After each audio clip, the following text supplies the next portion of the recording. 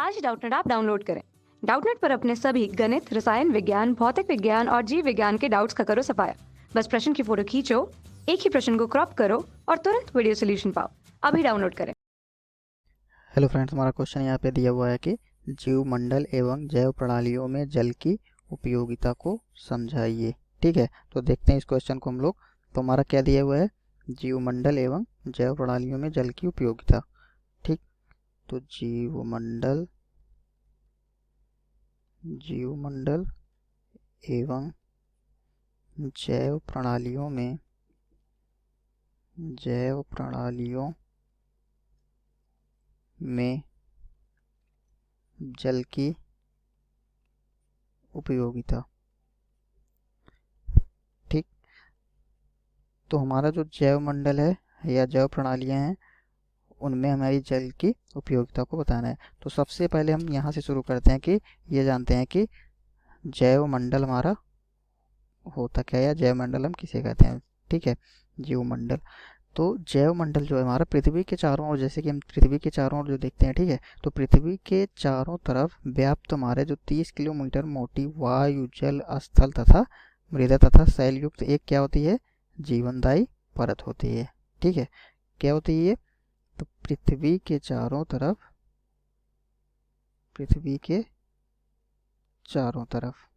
ठीक है, तो पृथ्वी के चारों तरफ हमारा जो व्याप्त 30 किलोमीटर मोटी वायु, जल, स्थल, मृदा, क्या क्या, वायु, जल, स्थल, मृदा, ठीक है, तथा जो शैल युक्त जीवनदायी परत होती है उन्हें हम क्या कहेंगे, जीवमंडल कहते हैं। ठीक, अब हम इनकी उपयोगिता को समझते हैं कि जीवमंडल और जैव प्रणालियों में जल की क्या उपयोगिता है। तो इसको हम तो ये जान गए कि जीवमंडल और जैव प्रणाली हमारी क्या है। ठीक है, तो इनकी उपयोगिता हम जानते हैं।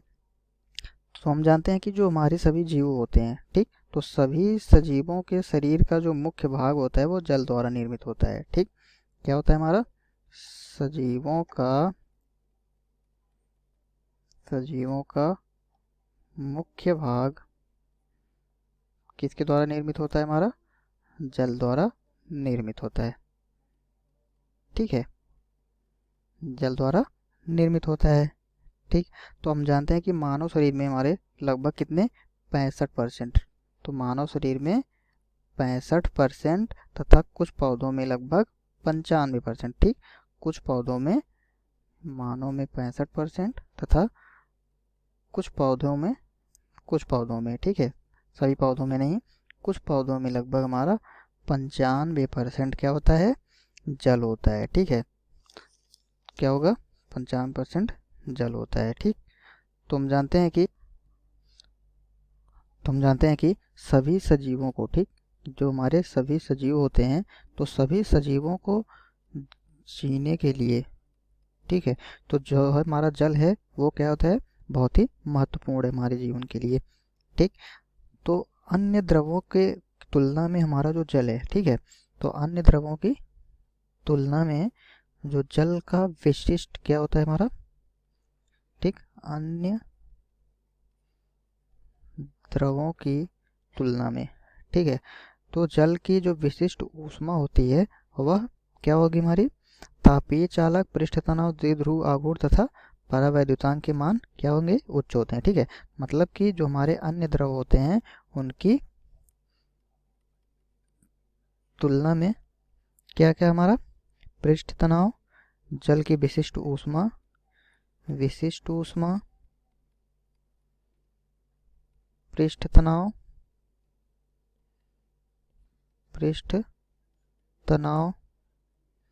ठीक है, द्विध्रुव आघूर्ण,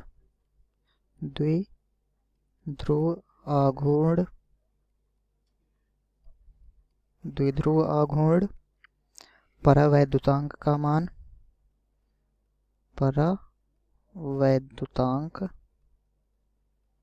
ठीक, आदि क्या होती है, अन्य द्रवों की तुलना में इनका मान जो होता है उच्च होता है। ठीक है,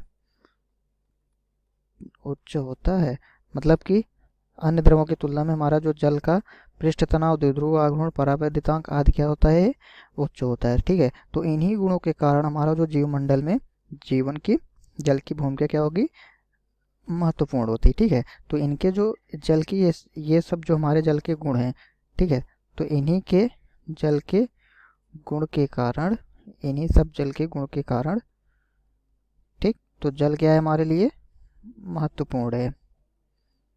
ठीक है, महत्वपूर्ण होता है। ठीक है, अब हम आगे देखेंगे कि जीवों के अगर शरीर तथा जलवायु के सामान्य ताप, ठीक, अगर हम जीवों के शरीर को अगर, ठीक, क्या है हमारा, जीवों के शरीर का जो सामान्य ताप होता है, जीवों के शरीर का सामान्य ताप,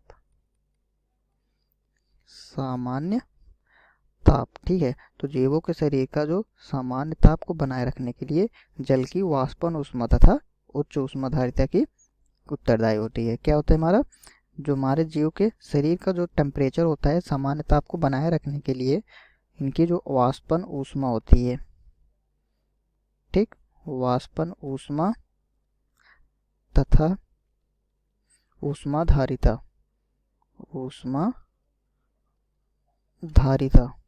ठीक है, तो ये क्या होते हैं हमारे, उत्तरदायी होते हैं, उत्तरदायी होता है।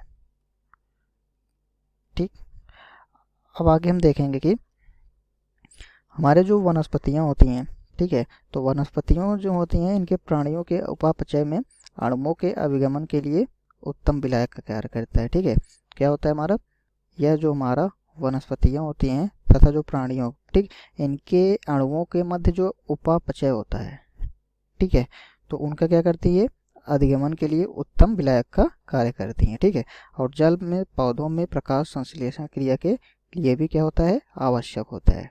ठीक है, जो कि हमारा वातावरण से O2 गैस मुक्त करता है। जैसे कि हम देखते हैं प्रकाश संश्लेषण की क्रिया में, किसके, प्रकाश संश्लेषण की